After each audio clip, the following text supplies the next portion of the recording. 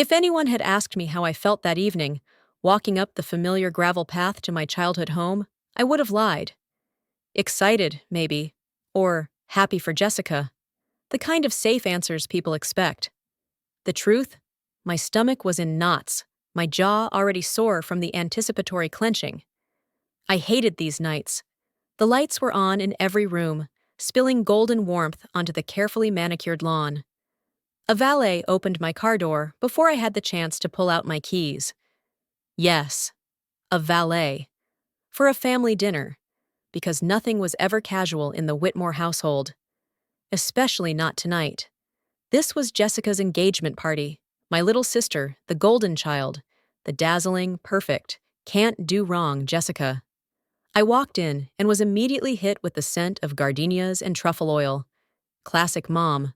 The hallway had been redone again. New wallpaper, now a soft cream with gold flecks, and the same heavy oil paintings lined the walls. They never changed, even when I moved out 15 years ago. "There she is," came Mom's voice from the other room. "Miranda, you're just in time to help me set the final placements." I smiled thinly, slipping off my coat and handing it to a server. Yes, a server. We had staff tonight. Mom had hired staff. For a family dinner. "I thought you said 6:30, I said gently as she bustled over. She kissed the air next to my cheek and waved dismissively. "Darling, you know I always mean 6. We just say 6:30 for the people who can't manage a proper entrance." The comment lingered like cheap perfume. I didn't bother defending myself. The dining room was a study in ostentatious perfection. The chandelier sparkled like something out of Versailles. The long mahogany table gleamed, adorned with polished silver, crystal glasses, and gold-rimmed plates. Each name card sat like a miniature judgment. Mine was at the far end of the table, flanked by a candle and a fake ivy arrangement. No one else's seat was decorated with fake anything. Just mine. Of course. Do you think it was easy for me to live with them? It wasn't easy, but I tried not to take everything personally. I didn't think that in order for them to treat me normally, I would have to tell them who I really was. Subscribe so you don't miss similar stories, and write in the comments where you are watching from. I sat quietly as the room filled with laughter, clinking glasses, and a palpable buzz around Jessica and her fiancé, Richard. He was tall, impeccably dressed, and had the kind of voice that made people lean in. Even I had to admit, he was magnetic. Jessica fluttered beside him like a butterfly in heels. Her dress was probably couture, her hair pinned into loose perfection. She looked like the star of a romantic comedy. I, on the other hand, wore my office-chic navy sheath that I'd worn last month to a UN panel. Not that anyone here cared. When everyone finally took their seats, Mom stood and raised her glass. "To Jessica and Richard," she began, glowing. "You two are a testament to what it means to make something of your life." Her eyes swept the room, landing for just a moment too long on me. "And for those of us who are still figuring things out," she added with a sweet smile, "you're proof that it can be done." Laughter, polite, comfortable. Except mine, which caught in my throat like a bone. The server began pouring wine. Richard sat 2 seats down from me. He glanced over, curious, friendly. "So, Miranda," he said, in a voice that cut through the polite chatter, "Jessica mentioned you work in, what was it? Admin?" Jessica giggled. "Oh, something with papers. Mom, how do you put it?" Mom leaned forward. "Miranda has a government desk job. 9 to 5, reports, filing. She's always been very stable." That word, stable, the family's favorite euphemism for unremarkable. "I manage partnerships," I said calmly, "mostly between nonprofits and international agencies. Recently But she lives alone," Jessica cut in, laughing again. "Still in that condo from college, right? How long has it been, 15 years? 12, I replied. My voice stayed calm, but my fingers curled into fists in my lap. "She's the mysterious aunt," Mom said, sipping her wine. "No husband, no kids, but she sends the best Christmas cards." I couldn't tell if she meant it as a compliment. Probably not. Richard frowned slightly. What's your full name again? I turned toward him. Miranda Elise Clark. He blinked. Clark? Wait, are you Miranda Clark from the Humanitarian Sovereignty Group? Jessica laughed. She volunteers sometimes. Nothing formal. But Richard wasn't laughing. He had pulled out his phone and was scrolling rapidly. No. Wait, I've read papers by you on displaced populations and digital infrastructure. You gave that keynote at the Geneva conference last month, didn't you? The table went quiet. My fork froze halfway to my mouth. Yes, that was me, I said carefully. Richard looked up at me, stunned. You're the Miranda Clark. You literally changed the framework for international grant accountability. Our firm cites your work all the time. Mom's glass paused midair. Jessica blinked. I didn't realize. He looked around the table, confused. You didn't tell them? I don't really talk about work here, I said, and my voice sounded too small. You should, he said firmly. What you're doing, it's groundbreaking. Honestly, I've never been more starstruck at a dinner table. Silence. A different kind of silence. Thick. Almost reverent. Then, for the first time in my adult life, my mother's smile slipped. She looked at me like she was seeing something new, something unfamiliar, something that maybe, just maybe, she couldn't dismiss with a sip of Chardonnay and a condescending remark. Miranda, she said slowly, why didn't you ever tell us? I met her eyes across the table. Because you never asked. People say childhood is the foundation of who we become. If that's true, then mine was built on quiet disappointments and the echo of clapping that never came. I learned early that there were stars, and then there were shadows. Jessica was the star. I was not. When I was 7, I discovered storytelling.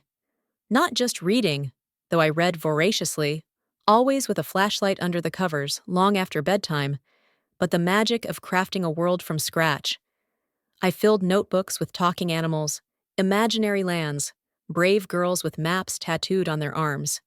In my head, these stories were real, sacred. I remember the first one I shared. It was a fable about a sparrow who built a nest out of broken glass, making something beautiful from what others threw away. My teacher, Mrs. Halston, read it aloud to the class. When she finished, she looked at me with misty eyes and said, "You have a gift, Miranda. Never stop writing."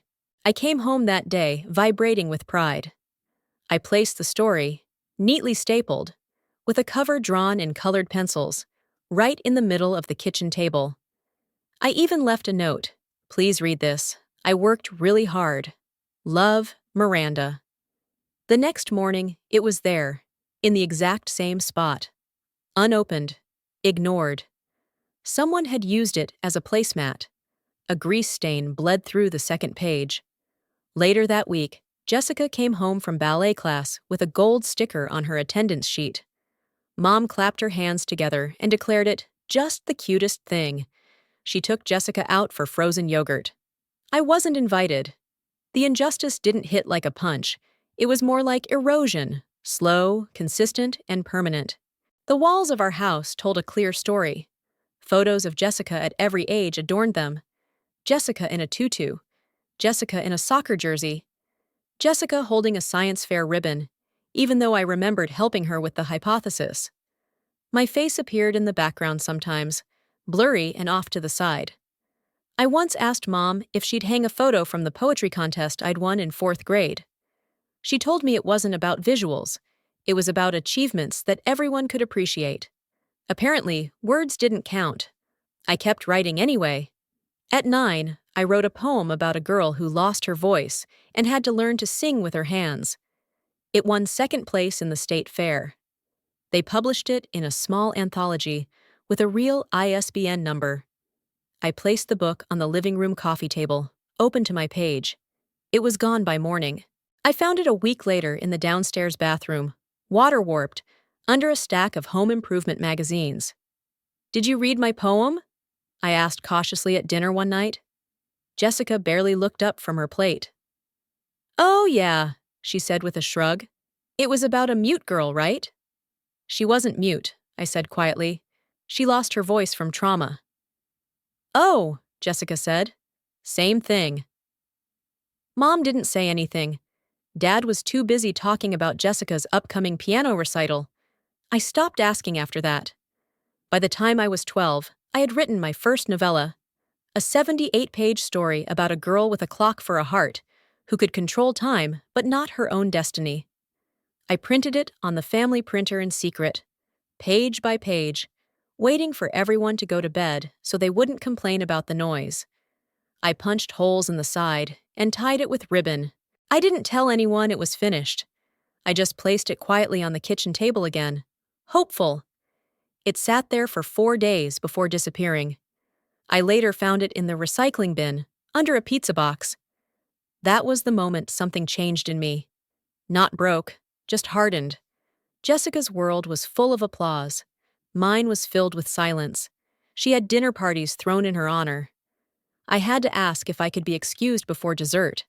When Jessica broke her wrist in middle school and had to sit out a cheerleading tournament, Mom cried. When I had a panic attack in 9th grade and had to leave the spelling bee mid-round, I was told to push through next time. In our house, success was measured by medals, trophies, applause. Writing didn't sparkle. It didn't wear a tiara. It just sat quietly, asking to be seen. And the thing is, I never expected to be better than Jessica. I just wanted to matter. I remember one Thanksgiving. I was 16. I'd won a national short story contest, one of 6 winners in the entire country. My name was printed in Teen Writers Monthly alongside a professional illustration. I'd been invited to speak at a local library event, my first ever public reading. That same week, Jessica got accepted into her dream dance program in New York. I didn't stand a chance. They threw her a surprise party. There were banners, sparklers, even a cake shaped like point shoes. When I brought up my contest, Dad said, "That's great, honey. I'm sure it'll help on a college app. You should send a copy to Grandma." I did. She never responded. I stopped sharing after that. At 17, I got accepted into the Young Authors Summer Institute. Only 20 students selected nationwide. A full scholarship. I told Mom while we were in the car, gripping the envelope like a lifeline. Her face fell. "That's the same week as Jessica's national championship in Tampa," she said. "You know we have to go." I nodded. Of course. I didn't go. Jessica came home with silver. There were balloons. Her photo made the Christmas card. No one asked me how I felt. They assumed I was okay because I always seemed okay. But I wasn't.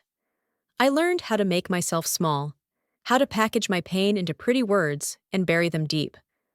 I poured it into journals, poems, stories, with girls who weren't me, but were everything I wanted to be. Brave, seen, chosen. And even when my name started appearing online, even when articles began citing me, when I flew across oceans to speak on refugee data systems or digital aid infrastructures, I still never mentioned it at home. Because when no one ever reads your story, you stop offering pages. Until one day, someone reads it out loud. And the silence is finally broken. The day I left for New York, no one came to the bus station. Mom said it was too early, and Jessica had a rehearsal. Dad was working, as always. I didn't argue. I didn't expect balloons or teary hugs. I just wanted to go. It was September, warm, but not unbearable, and I wore a dress that didn't fit quite right anymore, and shoes that blistered before we crossed the state line. The Greyhound was half empty.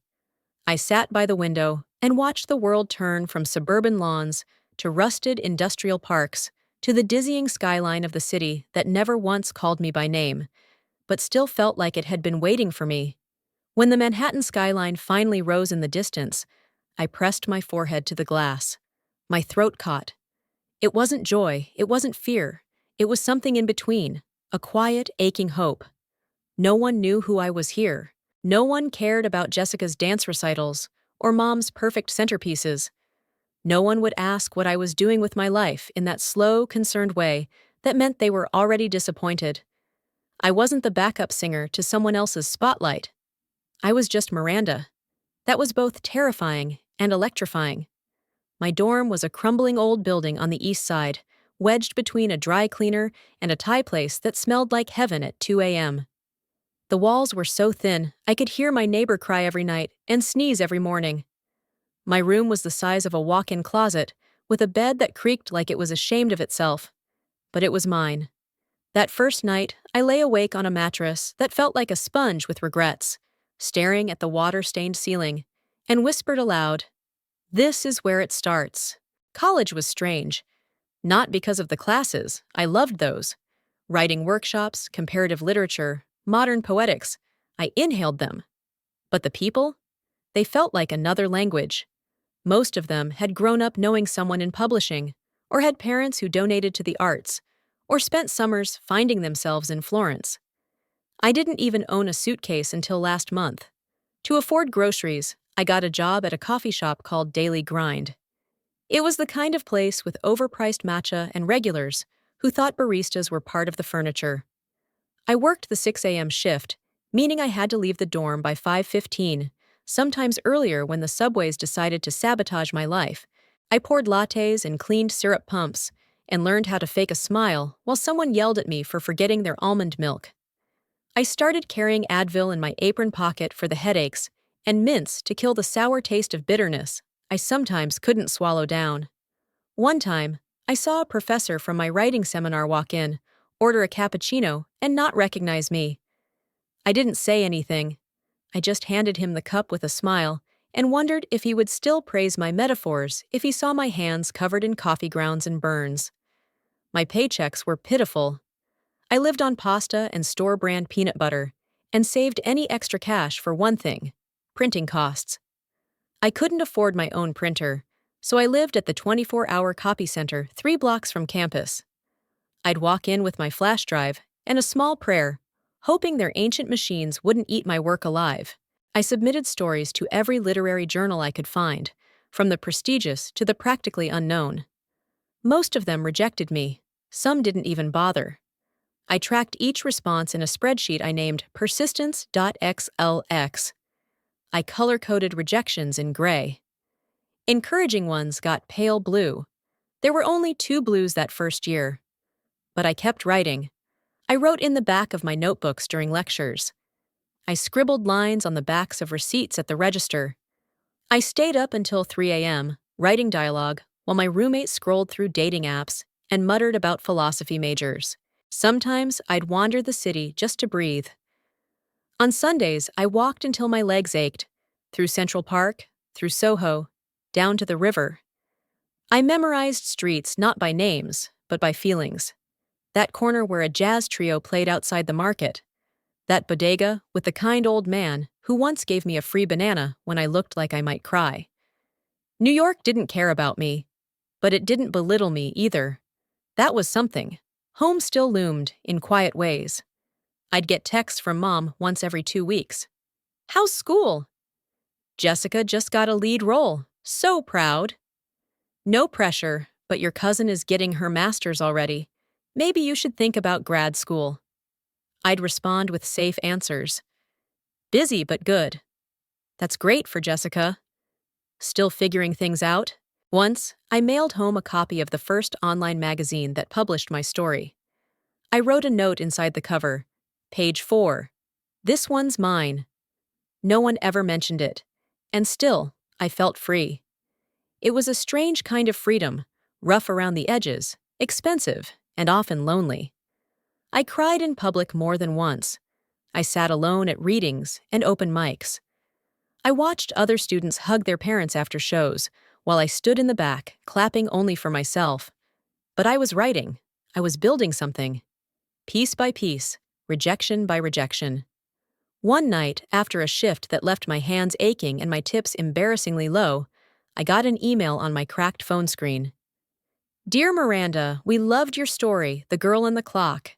We'd be honored to publish it in our next issue. Please find attached the contract. Payment, $20, sales." I stared at it for 10 full minutes. Then I laughed. Not because of the money, but because someone, somewhere, read my story and wanted more. I printed that email and pinned it to my wall with a pushpin I stole from the student lounge. That night, I didn't feel lonely. I felt full. Because even if the city didn't know my name yet, and my family never truly had, I knew it. I was Miranda Clark. Just Miranda. And I was finally, quietly, becoming someone worth reading. There are people who change your life with a single sentence. Eleanor Wren changed mine with a squint. It was a rainy Thursday in late January. Gray, miserable. The kind of day that soaked into your bones no matter how many layers you wore. I had just finished a back-to-back double shift at the coffee shop. My coat reeked of espresso and mop water, and I was too tired to go to class, too wired to go straight home, so I wandered. My feet led me to the library on East 83rd, a small, creaky place that smelled like old paper and heating vents. I loved it there. It was quiet in the way that let your brain breathe. I ducked into the periodicals section, not really looking for anything, until my eyes landed on a familiar title, Briar and Bone Literary Review. I pulled it off the shelf like someone might stop me. It was one of those publications you whispered about in undergrad workshops, the kind that only published authors with book deals or Yale in their bio. I'd submitted to them once, long ago. Got a form rejection that felt like a slap. Still, I kept reading. I didn't notice the woman watching me until she cleared her throat. "You actually read those things?" she asked, nodding at the journal. I turned. She was in her 60s, maybe older. Steel gray hair pulled into a loose bun, minimal makeup, long wool coat. Her presence was sharp and quiet, like she'd been carved from stone and then given a deadline. "They're good," I said awkwardly. "They're smug," she replied. "But every once in a while, they get it right." She stepped closer and peered at the issue I held. "Looking to submit?" "Eventually," I said. "When I'm better." "Better than what?" I shrugged. "Better than now?"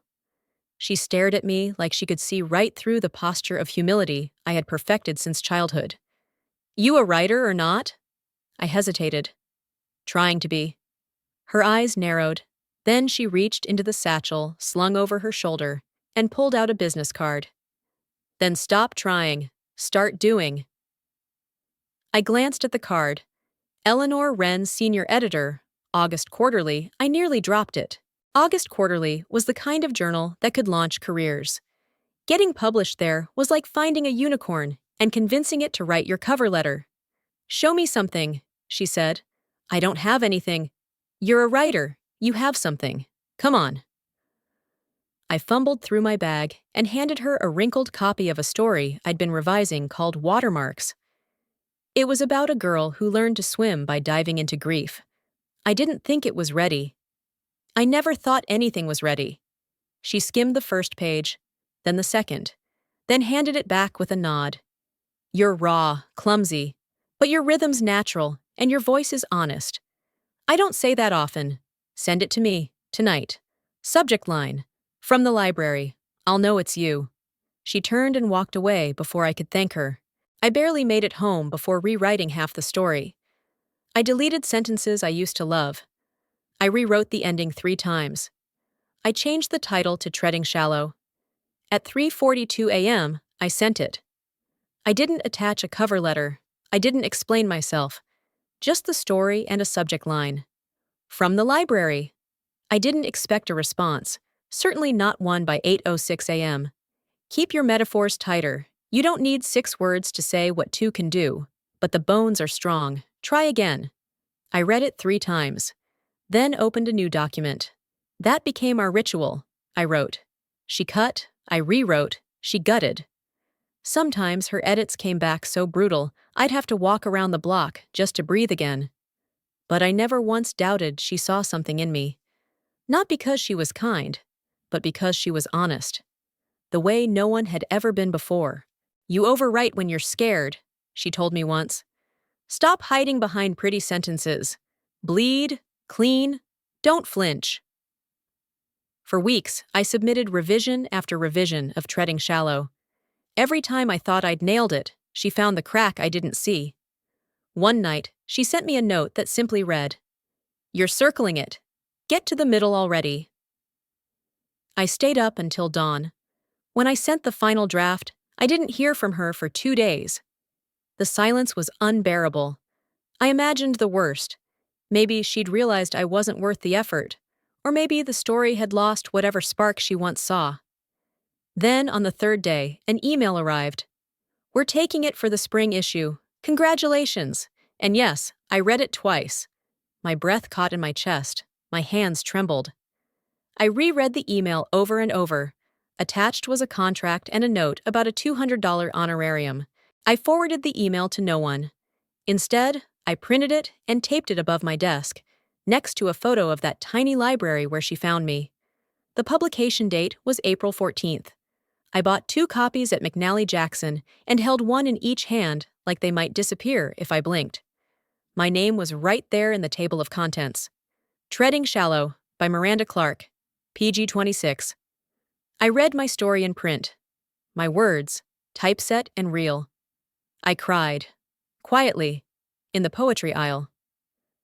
Later that day, Eleanor sent me a follow-up. "Don't get comfortable. One story doesn't make a career. Come back when you have something better." I smiled. It wasn't approval, it was an invitation to keep growing, and for the first time, I didn't feel like an outsider peeking into a world I didn't belong to. I didn't feel like the girl sitting at the end of the dinner table, waiting to be noticed. I was a writer, someone worth reading. There's a moment every writer dreams of. For me, it came on a Tuesday morning in May, with a subject line that simply read, "Offer from Windmere Press." I was in my tiny apartment, hunched over my laptop, drinking cold coffee and editing a sentence I'd rewritten 17 times. When I opened the email, I didn't scream. I didn't cry. I just sat there, still as a statue, letting the weight of the moment settle around me. They wanted my book. Not just a story. A book. A whole collection of my stories, curated, bound, and real. It would be called After the Flood, named after the first piece I ever wrote about surviving the quiet aftermath of emotional disaster. Windmere Press wasn't the biggest publisher, but they were known for launching voices that mattered. It felt right. I signed the contract with shaking hands. The months that followed were a blur of edits, copy proofs, cover mock-ups, and marketing meetings. I mostly nodded through because the idea of branding myself made me want to vanish. I spent my nights rewriting, deleting, doubting, and starting again. Eleanor read every draft like it was an autopsy. "Less elegance, more grit," she'd scribble in the margins. When the book finally came out, there was no parade, no glamorous launch party, no bookstore tour with pastel balloons and champagne. But there was a small indie reading in Brooklyn where 23 people came, and someone in the back cried during the story about the girl who buried her grief in a locked box under her bed. That was enough. But then came the long list. And then the short list. Then the emails started. An invitation to speak at a festival in Paris, a panel in London, a lecture series at Oxford. Universities began calling. The New Yorker called me a new voice in literary trauma with teeth. My world changed. Not overnight, but steadily, like a tide. I flew business class for the first time in my life. I stayed in hotels with velvet curtains and minibars that cost more than my rent used to. I was seated next to authors I had memorized in college. People introduced me as the Miranda Clark, and still, back in Ohio, I remained something else entirely. Just Miranda, the daughter with books. When I returned home that Christmas, After the Flood had already been reviewed in The Atlantic. It had sold out its first run. But on the kitchen counter sat Jessica's family newsletter, printed on glossy cardstock with their holiday photos.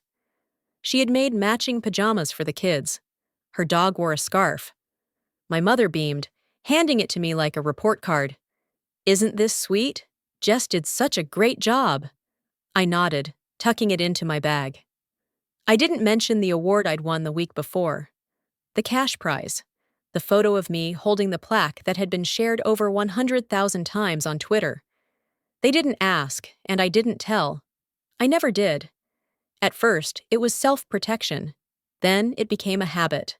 A muscle memory of invisibility. I stopped mentioning when I was published. I never brought up panels or keynotes. When I was invited to Berlin for a residency, I told them I was just traveling for work. When Oxford offered me a guest lectureship, I said, just helping with a class. And when they finally saw my name on TV, scrolling along the bottom of a literary award broadcast that no one in our family watched, I pretended not to notice the flicker in my father's eye. At one point during dinner, he said, "Still writing those little stories, huh?" Jessica laughed and said, "She's always been the dramatic one." My mother changed the subject to casseroles.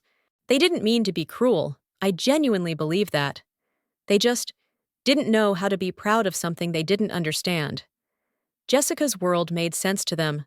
School pickups, bake sales, soccer games, a husband in finance.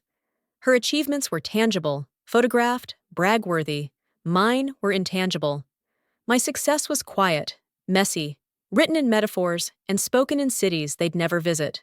So I made peace with it. Or so I told myself. I stopped bringing books home. I stopped leaving journals on the table. I didn't mention that a professor had written a dissertation analyzing my use of silence in fiction.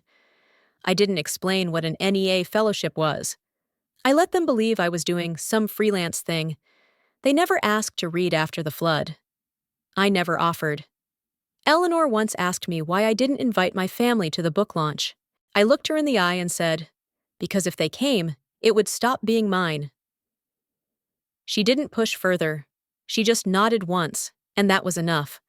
There's a certain freedom in being invisible, until you're not.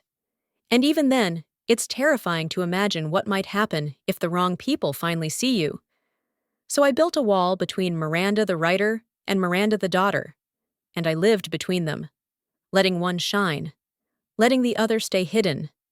People always ask eventually, usually in hushed voices, like the truth might shatter if spoken too loud. Why didn't you tell them? Why didn't I share the magazine covers, the guest lectures, the awards with gold foil certificates that still smelled of fresh ink? Why didn't I call home after Paris or London, or when my name was printed in a bestseller list next to writers I used to idolize in high school? Why didn't I let them be proud? And it's always framed like a failure, mine, as if silence is selfish. But they never ask the other part. Did you try? Because I did. God, I tried. I told them when I was 22 and got published in a journal no one had ever heard of, but that paid me $20 and gave me a byline. I printed the page and mailed it home, tucked inside a card that said, I did something. No one mentioned it. Months later, I brought it up at dinner, and my mother blinked like I'd asked her if she believed in aliens. Oh, that thing? I think your father put it in the drawer with the bills. I told them again when I got a short story featured in a small but respected anthology. It was my first time seeing my name in a bookstore. I sent Jessica the link. Her response? Cool, your stuff is always so deep LOL. I told them again when After the Flood was picked up for publication. I remember calling my mom from the corner of a loud street in Manhattan, my voice shaking with something like awe. They want to publish my stories, I said, trying not to cry. All of them, as a book. She paused. That's great, honey. Are they paying you? Not much, but I just don't want you getting taken advantage of, Miranda. There are a lot of scams out there. I said nothing. I don't remember what I did next. Probably hung up and cried into the sleeve of my coat. The thing is, the silence from them wasn't loud or obvious. It was worse. It was casual. My success to them was always a hobby, a phase, something they tolerated the way you tolerate someone's vegan diet or their quirky astrology obsession. They were never cruel, not directly. They just never asked follow-up questions, never read anything, never said, I'm proud of you. When the book came out, I sent them signed copies, personalized. Jessica's said, to Jess, who always made me dream bigger. My mother's said, for the one who gave me my first journal. My father's said, thanks for all the quiet Sunday mornings. I never got a response, not even a text. Months later, I found my book on a shelf in the guest bathroom, next to a stack of Reader's Digests and a candle shaped like a seashell. That was the last time I offered, because every time I opened that door, it hurt. Every time I said, "Look what I made," and they looked away, something in me cracked. Until one day, I stopped offering. Not out of anger, but out of preservation. Because you can only bleed on the same blade so many times before you learn to keep your skin covered. I built a world away from them, one that made room for all the parts they never knew how to hold. In that world, I was asked to keynote conferences. I signed books in cities I'd never been to, for readers who'd memorized my paragraphs. I was translated into 6 languages. One of my short stories was adapted into a stage play in Canada. In Berlin, a girl told me through tears that reading after the flood kept her from giving up. And yet, at Thanksgiving, my mother still asked, "So, are you making any real money yet?" And I said, "It's going well," and passed the green beans without another word. Because the truth is, I don't tell them anymore. I don't tell them about the awards. I don't tell them when a publisher calls me their most promising literary voice. I don't tell them about the email from an actress I admired who said, "Your story wrecked me." I don't even tell them when I'm on TV, because they wouldn't be watching anyway. Why? Because my victories are not for them. They're for me. For the girl who used to slip her stories under the toaster, hoping someone would find them. For the teenager who faked a stomachache to get out of a party, just to finish a chapter in her journal. For the woman who moved to New York with $300 and a dream she was too scared to say out loud. I no longer offer my joy to people who don't know what to do with it. And that doesn't make me bitter. It makes me whole. There's a strange kind of power in building your life around your own voice, especially when you spent so long being told to quiet it. I don't need them to be proud. Because I am. That's enough. You can only go unseen for so long before the truth finds a crack to slip through. It happened over dinner. A plain Saturday evening in suburban Ohio.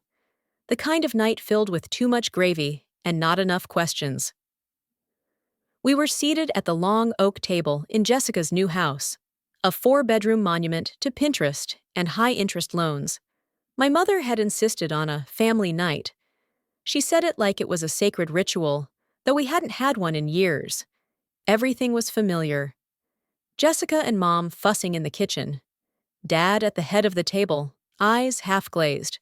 The smell of rosemary chicken, the clatter of plates. And me, as always, at the far end.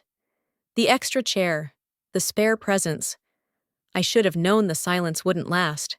Jessica's daughter, Maddie, 15, and curious in the way that only teenagers with Wi-Fi can be, had her phone out under the table. No one noticed. Why would they? No one ever looked down my end of the table. Until suddenly, she spoke. "Wait a minute," she said, her voice cutting through the hum of small talk like a blade. "Is your name really Miranda Clark?" I glanced up, fork halfway to my mouth. Yeah." Maddie's eyes widened. "You're Miranda Clark? Like, the Miranda Clark?" I blinked. "What do you mean?" She turned her phone around. "I was Googling. You have a whole author page. You're, like, famous." The room went still. Jessica leaned over to look. Her brow furrowed. "What is this?" she asked, taking the phone. Her eyes scanned the screen. Her lips moved silently as she read. Then she froze. My father looked up. "Famous? What are you talking about?" "She has books," Maddie said, pointing. 3 of them. There's a list of awards. And look, this one's being turned into a movie. Jessica handed the phone to my father, who adjusted his glasses and stared at the screen like it had personally betrayed him. "This can't be right," he muttered. This says you spoke in London?" "I did," I said quietly. Jessica's face was pale. "Is this real?" My mother's voice cut through, brittle and sharp. "That can't be our Miranda. Someone probably stole her name for publicity." "It's me," I said. "It's all me." They stared at me like I was a stranger, which, in a way, I was. Jessica scrolled through my author website. "You were on the Atlantic's Best Books of the Year list?" Yes. You were on a panel with Eliza Rothstein? Yes. There's a TED Talk? I nodded. Dad looked up again, slowly, like he was seeing me for the first time. You never told us any of this. I laughed, but it wasn't funny. I tried. No, you didn't, Mom said. If you had, we would have known. I looked at her, really looked, and something in me snapped. No, Mom, you wouldn't have, because every time I tried, you shut me down. She flinched. That's not true. It is, I said. Every story I wrote, every poem I left on the kitchen table, every email, every link, I offered them. You never read a word. Jessica looked down. My father stared at his plate. My mother opened her mouth, then closed it again. I sent you my first book. You put it in the garage. I told you about my first published story.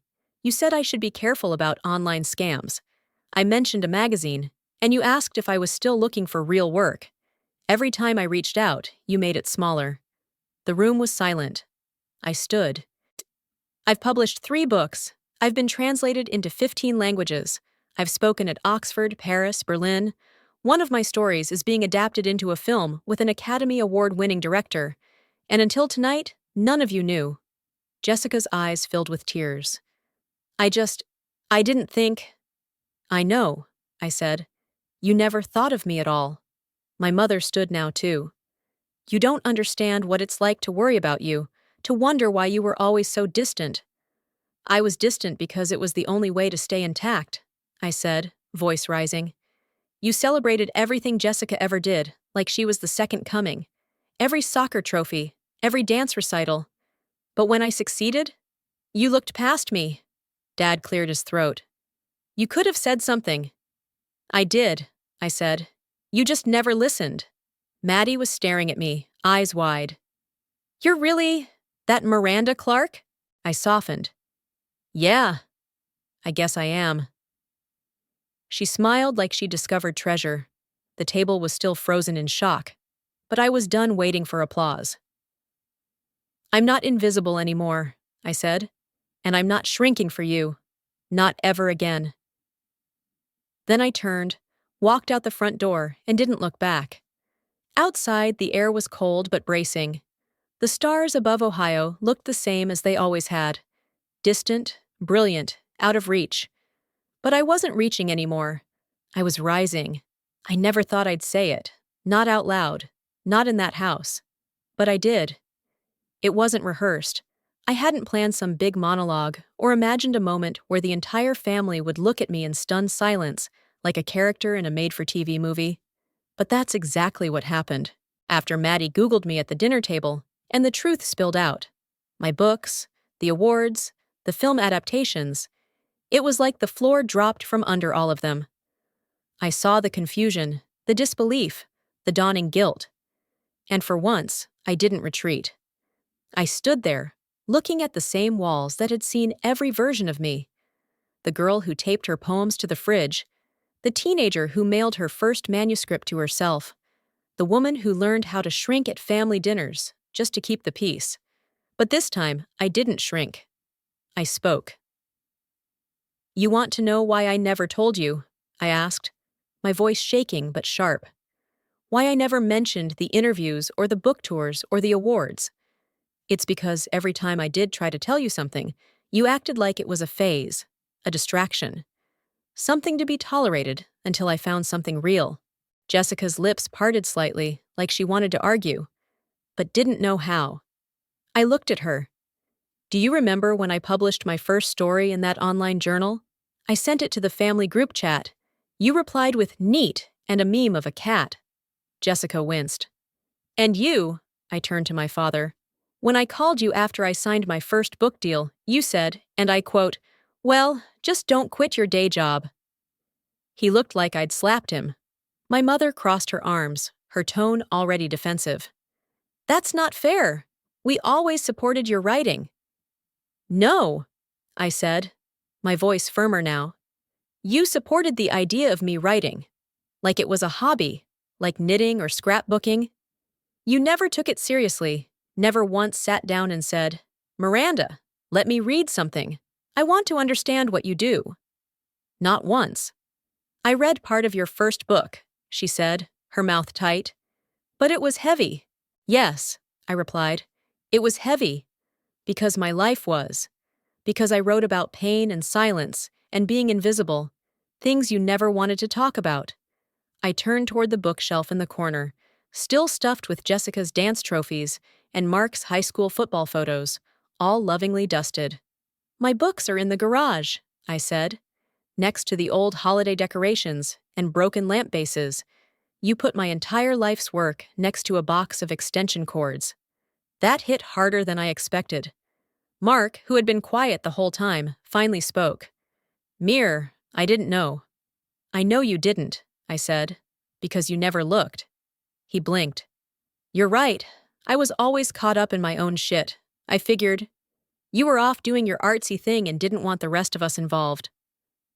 I did want you involved, I said. At first. I wanted all of you to ask questions, to listen, to see me. My father cleared his throat, and for the first time in my life, he looked small. I thought if you really made it, you'd tell us. I did tell you, I said. You just didn't believe it. Because I didn't show up on a billboard or get interviewed by someone you watch on cable news, it didn't count, but it counted to me. Jessica stood slowly. Her voice was fragile. I thought you were just private. Like, you didn't want to share that part of your life with us. No, I said. I stopped sharing because I got tired of watching your eyes glaze over, tired of giving pieces of myself to people who never knew what to do with them. I didn't stop telling you out of pride. I stopped because it hurt. Silence. Then Mark sat forward and said, I owe you an apology. A big one. I've been so focused on my job, my family. I never gave you a real moment of attention. That's on me. I nodded. Thank you. My father finally looked at me, fully, and said, I didn't realize what we were missing. I didn't know what we had in you. My mother stayed quiet for a moment too long.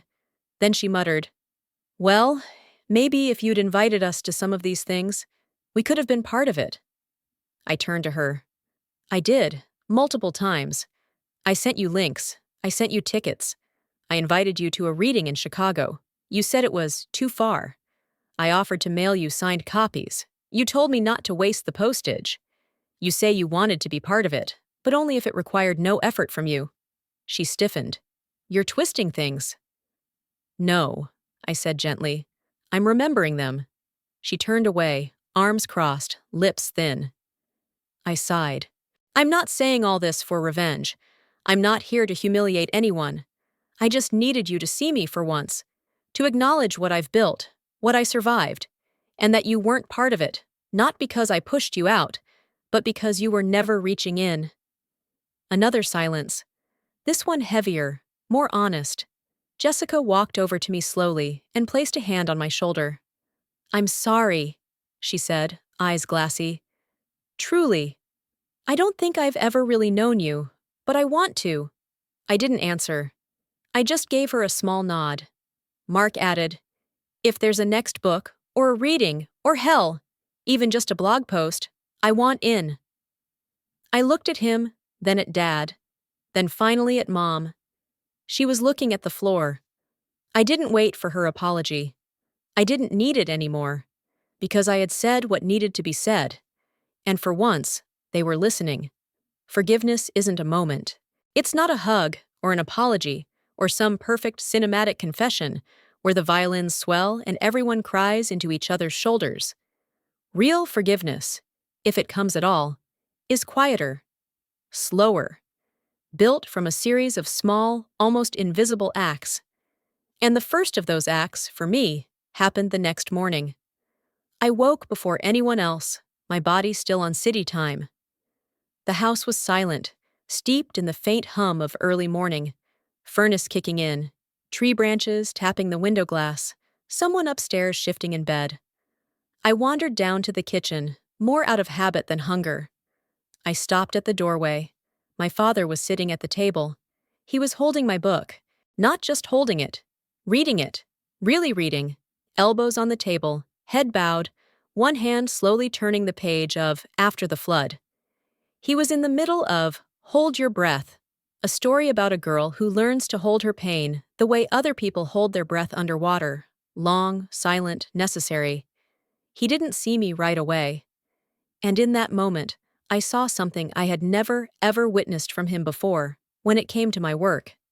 Stillness, focus, respect. When he looked up, our eyes met. He didn't look startled or embarrassed, just thoughtful. "This one," he said, lifting the book slightly. "It hurt." I nodded. "It was supposed to." He tapped the page gently. "It's beautiful." A pause. Then, "I didn't know you had all this inside you." I shrugged, too tired to mask the honesty anymore. "It's always been there. I just stopped trying to show it." He looked like he wanted to say more. Maybe he didn't have the words. Maybe he was still trying to earn them. But then he slid the book across the table and said softly, "Would you sign it for me?" I signed his copy on the title page, "To the Man Who Taught Me Silence," and, eventually, how to break it. Later that afternoon, Jessica knocked on the guest room door. She looked hesitant, like someone approaching a lion mid-nap. "Hey," she said, stepping in. "Can I talk to you for a second?" I nodded, folding my notes shut. She sat on the edge of the bed. "So, tonight, at the engagement party, there's going to be a little moment after dinner for toasts. And I was wondering—" She hesitated. "Would it be okay if I read one of your stories? Just an excerpt? I want people to hear your words." I stared at her, unsure whether she was serious. "You want to read my work?" She nodded. "You said last night that you stopped sharing because we never listened. And I want to listen now. I want other people to listen too." I swallowed. "Yeah," I said. "You can read something." That night, the backyard was transformed. String lights zigzagged above us, casting a soft golden glow over the long banquet tables and trays of catered food. Someone played quiet acoustic music from a speaker tucked beneath the lilac bushes. People laughed, clinked glasses, and passed around photos of Jessica's engagement ring. I stood off to the side, as I always had, part of the gathering, but not the heart of it, until Jessica stood and tapped her spoon gently against her wineglass. "Hi, everyone," she began, smiling nervously. "Before the cake comes out, I wanted to take a minute to do something a little different. Most of you know my sister Miranda. Some of you may even know she's a writer. But what most of you probably don't know is just how much she's accomplished." Murmurs spread through the crowd. Jessica continued, her voice steadier now. "She's published 3 books. She's won major literary awards. One of her stories is being turned into a film. And I'm embarrassed to admit that, until this week, I didn't really understand the magnitude of what she's built. But I do now, and I want to honor it." She held up a folded page. "So, with her permission, I'd like to read the opening to one of her stories. It's called The Window Woman." And then, in front of 60 people sipping Chardonnay and nibbling on bruschetta, my sister read my words aloud. The girl never spoke, but every evening she appeared, always at the same window, always at the same hour, as if waiting for the moment the world might notice her. Her voice trembled at first, but she kept reading, line by line, word by word. And I stood there, watching my story drift over the heads of strangers and family members, like a song I had written but never expected anyone else to sing. When she finished, the applause was soft, real. No one clapped out of obligation. I didn't cry. Not then. But I felt something crack open in my chest, slow and warm. I was invited to sit at the head table that night, not at the kids' table, not the folding chair near the end, but dead center, between Jessica and my father. He poured me a glass of wine and said, "Tell me what you're working on next." I told him. He listened. Even my mother, though quiet, reserved, looked at me with something I hadn't seen in years. She didn't apologize, but when the party ended and people started leaving, she hugged me. Tighter than usual. She held on longer, Her eyes were glassy. No words were exchanged. But sometimes the beginning of change doesn't speak. It just holds. And that night, I didn't go to bed questioning my place in this family. I didn't replay conversations in my head, searching for a trace of acknowledgement. For once, I didn't have to, because I had been seen. Maybe not perfectly, maybe not fully, but finally, I didn't plan to read anything that night. Jessica had already read an excerpt from The Window Woman, and I thought that was enough. More than enough, honestly. But something about the way people had started to look at me, curious, open, quiet with attention, made me brave. Actually, I said, standing up slowly, my voice catching on the hush that fell over the party, if it's okay, I'd like to read something too. All eyes turned to me. My sister gave me a nod and a smile. An unspoken, "You've got this." My father sat up straighter. Even my mother, who had been wiping her eyes discreetly for the last 10 minutes, looked up. I unfolded a thin page from my coat pocket. A short essay, one I had never published. One I wrote on a plane ride home years ago and never shared. It's called The One Who Wasn't Chosen, I said. It's about being the one who doesn't get the spotlight, but keeps going anyway. And I began. There is a girl at the edge of the photo. She's always half cut off. The one with the crooked smile and mismatched socks. She isn't the valedictorian, she isn't the bride. She isn't the kid with the scholarship, or the promotion, or the Facebook likes. She is the one who listens, who notices, who writes it all down. And sometimes that girl disappears. Not literally, just in the ways that count. People forget she's in the room. They forget she has stories, too. Until one day, the girl no longer needs them to remember her. Because she's remembered herself. This is for her. When I finished, the silence wasn't heavy. It was whole.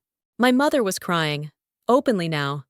Not quietly into a tissue, not pretending it was allergies. Her shoulders shook. Jessica placed a hand over hers, and for a moment, they just sat like that. Two women finally seeing something between them that had always been there, but never named. My father stood up as people started to rise. He came over, placed a hand on my shoulder, and said, "I ordered copies of your books, for my reading group. They're going to love them." I laughed, a short, breathless thing, and asked, "Even the one with the affair in the bathtub scene?" He smiled. "Especially that one." Jessica leaned over later and whispered, "You know, if anyone says, 'Your sister's the writer,' I don't correct them anymore. I just say, 'Yeah, and she's incredible.'" That was the moment. The one where something finally settled inside me. Not peace exactly, not forgiveness, but something close, something solid. For years, I had divided my life in two. There, where I was the overlooked daughter, the quiet one at the end of the table. And here, where I was the writer, the artist, the woman who turned pain into prose and solitude into sentences. Now, I didn't feel the need to split myself anymore. I could be whole. Here and there, everywhere. It wasn't just about being accepted. It was about no longer needing to ask for permission to be who I had always been. After the party, 3 neighbors asked where they could buy my books. One of Jessica's friends told me my words made her want to journal again. Maddie's boyfriend, awkward and shy, said, "That thing you read? It reminded me of my mom. I'm gonna send it to her." I left Ohio 2 days later. But this time, I didn't feel like I was escaping. I felt like I was simply going home again, to the other home I'd made for myself. The life I had built without applause. The work that had grown strong in the shadow. And as the plane climbed into the sky, I opened my laptop and started a new story. It begins like this. Even if you are overlooked for a long, long time, you still matter. Your voice is still yours. And one day, someone will hear it and know it for what it is. Not a whisper, but a revelation.